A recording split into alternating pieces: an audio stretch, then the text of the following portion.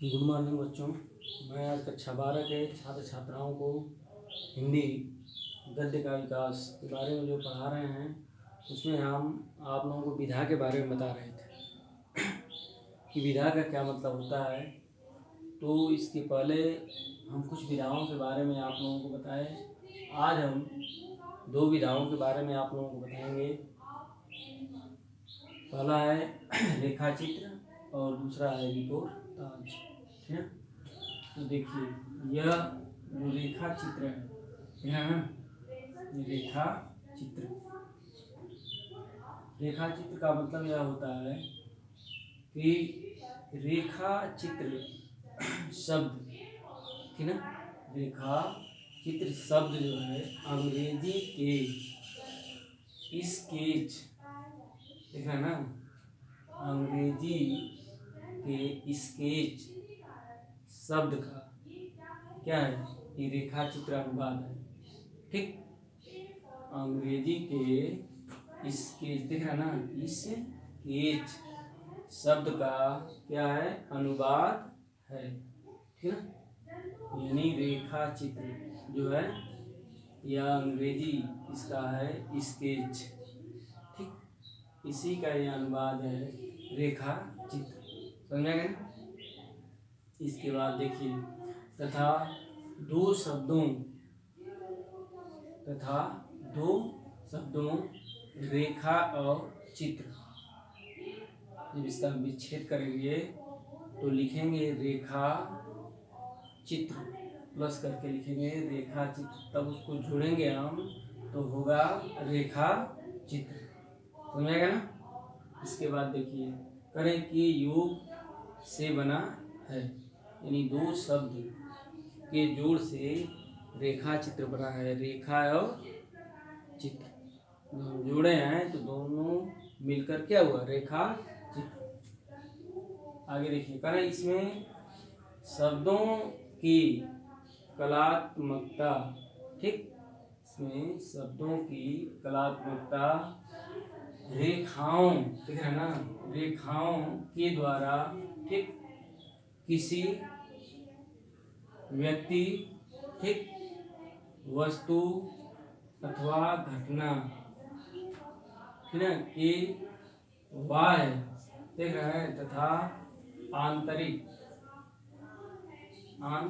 देख रहे हैं, आंतरिक स्वरूप का शब्द चित्र इस प्रकार प्रस्तुत किया जाता है कि पाठक के हृदय में उसका सजीव चित्र जो है क्या हो जाए, अंकित हो जाता है। यानी कहने का मतलब कि इसमें रेखा चित्र में जैसे व्यक्ति हुआ, वस्तु हुआ, घटना हुआ या वार, यानी चाहे घटना यानी अंदर और बाहर, समझा ना, कि आंतरिक जो उसके स्वरूप का शब्द चित्र इस प्रकार, यानी लेखक इस प्रकार प्रस्तुत करता है, यानी पाठक के हृदय में उसका सजीव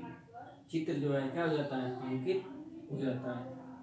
ठीक है, कोई घटना के बारे में कोई लेखक जब लिखता है, ठीक ना, जब किसी घटना के बारे में कोई लेखक लिखता है तो जो जब उसको पढ़ा जाता है तो पढ़ने के बाद उसका जो रूप होता है वह हमारे हृदय या हमारे नज़रों में उसका एक चित्र अंकित हो जाता है। अरे ये कैसे हो गया होगा, समझ में ना। तो कह रहे हैं कोई पाठक के हृदय में उसका जो है सजीव चित्र जो है क्या हो जाता है, अंकित हो जाता है। समझेगा ना। अब रेखा चित्र को लिखने वाले जो लेखक हैं, ठीक, उसमें कौन कौन से लेखक हैं तो आप ध्यान लीजिए कि पदम सिंह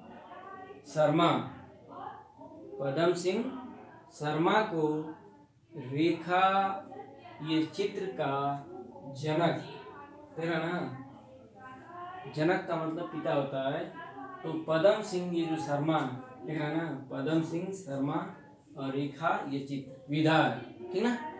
कह रहे हैं कि इस विधा को यानी लिखने वाले या इस विधा के बारे में बताने वाले जो लेखक है, इनका नाम है पदम सिंह शर्मा। वो रेखा चित्र का जनक मानते हैं, यानी लोग मानते हैं कि रेखा चित्र के क्या हैं, जनक हैं, यानी रेखा चित्र के पिता हैं। समझ आ गया ना। लेकिन देखिए, पर स्वतंत्र रूप से ये जो भी पढ़ाते हैं हम, यह किताब इसको भी देखिएगा, आप किताब में भी पढ़िएगा, उसमें और भी लेखक हैं, लेकिन इसको हम बता देते हैं कि इन लेखों में इतना भी आप लोग याद करेंगे तब भी आप उसे लिख लेंगे, ठीक ना। तो देखिए, कह रहे हैं ये पदम सिंह शर्मा वो रेखा चित्र का क्या मानते थे, जनक यानी पिता।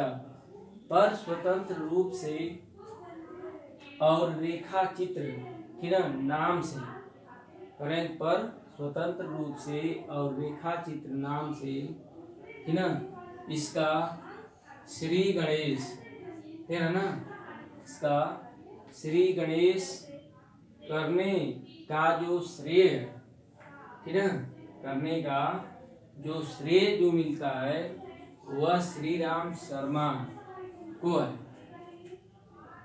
वो तो लोग जनक मानते थे किसके, रेखा चित्र जो विधा है उस विधा का श्री पदम सिंह शर्मा वो जनक मानते थे। लेकिन करें पर स्वतंत्र रूप से और रेखा चित्र नाम से इसका श्री गणेश करने का श्रेय जो है, यानी इसका जो श्री गणेश जो ये उनका श्रेय जो है, ठीक है, यानी श्रेय का मतलब यानी उनकी जो उनको प्राथमिकता, यानी जो प्राथमिकता दी गई, श्रेय दिया गया, वह लेखक हैं श्री राम शर्मा को। समझा गया ना। इसके बाद देखिए, राम वृक्ष बेनीपुरी के रेखा चित्रों में कई संग्रह प्रकाशित हुए, यानी रेखा चित्र के बारे में इन्होंने कई यानी ग्रंथ लिखे, ठीक है, या कई रचनाएं की। तो देखिए उसमें है, ठीक है, ये राम वृक्ष बेनीपुरी ये रेखा चित्र विधा के लेखक हैं, ठीक है। इन्होंने फिर ना इन्होंने कई संग्रह प्रकाशित हुए, उसमें जो इन्होंने लिखा उसका नाम है लाल तारा, ठीक है ना, लाल तारा। फिर इसके बाद माटी की मूर्तें, ठीक है, देख रहे हैं, माटी की मूर्तें, यानी लाल तारा, माटी की मूर्तें, गेहूं और गुलाब, ये चैप्टर है, आप लोगों की किताब में पढ़ाया जाएगा इंटर में। तो कह रहे हैं कि गेहूं और गुलाब आदि, ठीक ना, इनके क्या है, ये संग्रह है, प्रकाशित में आया उस समय, इसके राम वृक्ष बेनीपुरी। समझा गया ना। इसके बाद जो लेखक है जैसे देवेंद्र सत्यार्थी, ठीक है, देवेंद्र सत्यार्थी ने भावात्मक रेखा, देखना है, भावात्मक रेखा चित्रों का सृजन का मतलब होता है निर्माण, जो निर्माण किया, उनकी रेखाएं, उनकी रचनाएं कर रहे हैं कि देवेंद्र सत्यार्थी ने भावात्मक, ठीक ना, रेखाओं का सृजन का मतलब होता है रचना का, ठीक ना, का सृजन किया, उनकी रचनाएं हैं, ठीक ना। ये देवेंद्र सत्यार्थी की देखिए क्या रचनाएं उनकी हैं, तो रेखाएं बोल उठी, रेखाएं बोल उठी, ठीक। इसके बाद जो है सौंदर्य बोध है, ठीक। इसके बाद रविंद्र नाथ ठाकुर आदि,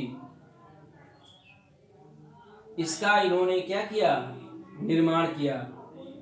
ठीक ना? किसने? देवेंद्र सत्यार्थी ने। कौन कौन? रेखाएं बोल उठी, सौंदर्य बोध हो गया, रविंद्रनाथ ठाकुर आदि। है ना?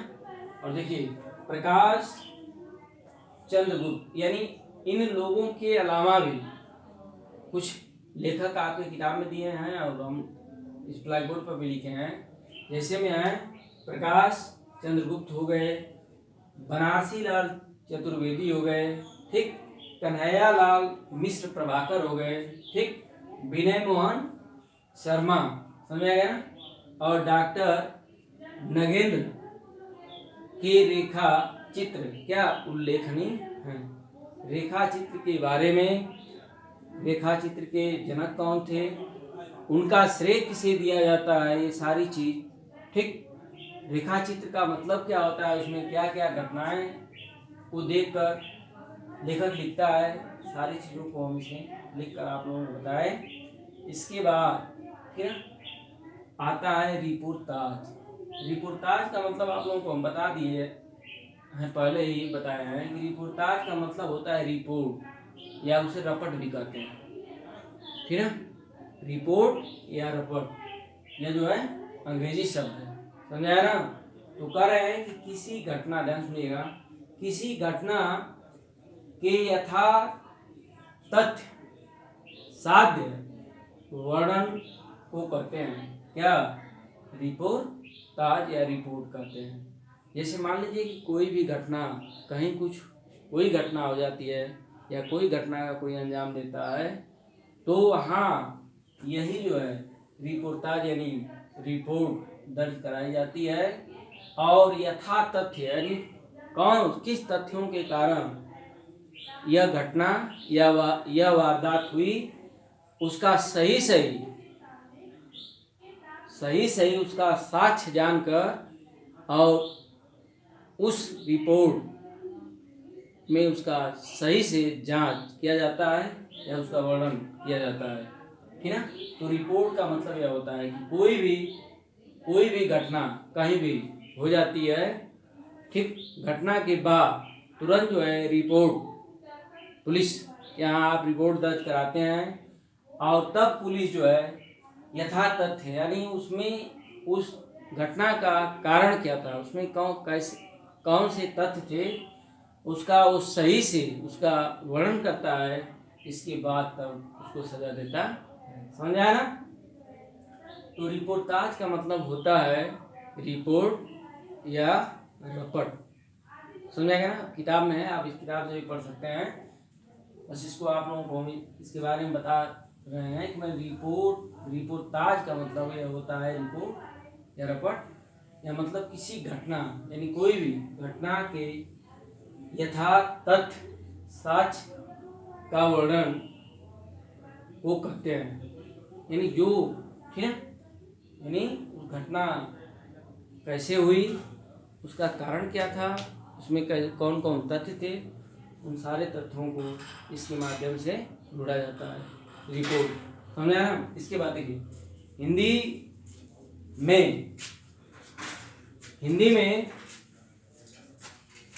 विधा का करें, हिंदी में इस विधा का सूत्रपात, ठीक है, इस विधा का सूत्रपात जो है, ठीक है, बंगाल के भयानक अकाल, ठीक है ना, बंगाल के भयानक अकाल यानी क्या, सन 1943, ठीक है, से माना जाता है। यानी कहने का मतलब यह है कि हिंदी में देखिए, यहाँ देखिएगा, हिंदी में इस विधा का सूत्रपात जो है, देख रहे ना, सूत्रपात बंगाल के भयानक अकाल, जब अकाल माने पड़ जाना, अकाल सन 1943 को माना जाता है, समझ में आएगा ना? इसे रिपोर्टाज को लिखने वाले, ठीक है, या लेखक जो हैं, इसमें है डॉक्टर रांगेर राघव, ठीक ना, स्वयं, ठीक ना, अकाल ग्रस्त। उन्होंने जब यह 1943 में यह भयानक जब अकाल जब पड़ गया, कहाँ, बंगाल में, समझ में आया ना। तो डॉक्टर रांगे राघव स्वयं जो है अकाल ग्रस्त बंगाल गए, समझेगा ना, बंगाल गए और वहां से जो समाचार भेजे, ठीक ना, वहां गए और वहां से जो समाचार भेजे और उनके यह रिपोर्टाज, ठीक ना, रिपोर्टाज जो है करें तूफानों के बीच, यह जो है उनका यह जो है संग्रह है, करें तूफानों के बीच नाम से प्रकाशित हुआ, ठीक ना। जब वो कौन कह रहे हैं कि डॉक्टर रांगे राघव, समझा ना, ये जो है स्वयं जो है, ठीक ना, अकाल ग्रस्त बंगाल गए और वहां से जो समाचार, ठीक है, जो समाचार भेजे और उनके ये रिपोर्टाज का मतलब उन्होंने ये संग्रह अपना लिखा कि तूफानों के बीच नाम से यह प्रकाशित हुआ। कुछ विद्वान, ठीक है, इसे कुछ विद्वान हैं, इसमें शिवदान सिंह वीरचित, ठीक, शिवदान सिंह वीरचित, यह है लक्ष्मीपुरा लिखे सन 1938 में, ठीक ना, वो हिंदी का ये जो लिखे शिवदान सिंह, ठीक ना, जो रिपोर्टाज उसका नाम है लक्ष्मीपुरा, यह लिखे सन 1938 को हिंदी का प्रथम, समझ लीजिए, हिंदी का प्रथम रिपोर्टाज, ठीक है, मानते हैं या रिपोर्टाज माना जाता है, जान लीजिए। किसने करे, शिवदान सिंह, ठीक है, वीरचित ने जो है यह लक्ष्मीपुरा संग्रह को लिखकर किस सन में 1938 को हिंदी का प्रथम रिपोर्टाज मानते हैं, समझा है ना। आगे देखिए, करें इनके अतिरिक्त कन्हैया, ठीक है, कन्हैया मिश्र प्रभाकर, इनका पूरा नाम है कन्हैया लाल है, यहाँ लाल भूल गए हैं, कन्हैया लाल, ठीक है,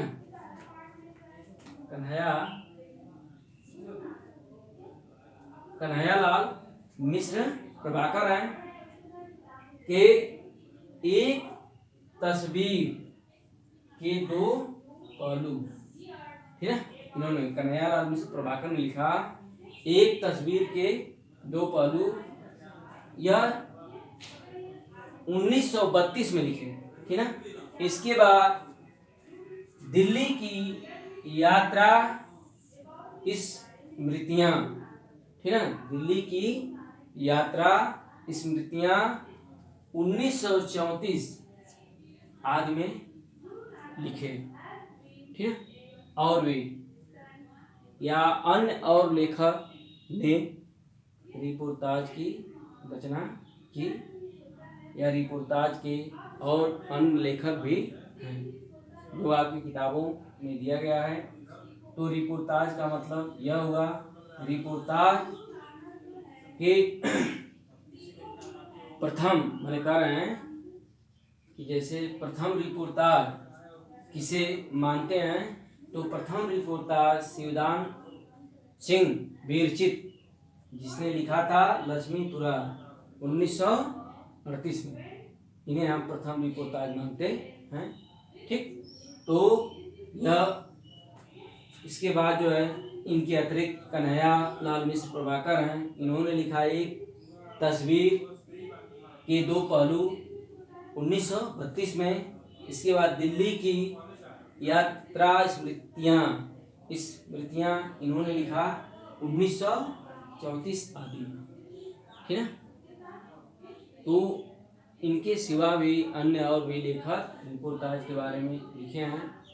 तो आज मैं यह दो विधा रेखा चित्र और रिपोर्टाज के बारे में हम आप लोगों को बताए। इसको आप लोग सही से देखिएगा, इसको लिखिएगा, याद करिएगा, ठीक। जो नहीं आएगा उसे पूछ सकते हैं। और बाकी इसे भी देखिए और किताब में भी देखिए, आप लोगों को सही समझ में आ जाएगा। फिर अगली विधा के बारे में हम अगली वीडियो में आप लोगों को बताएंगे। तब तक के लिए धन्यवाद।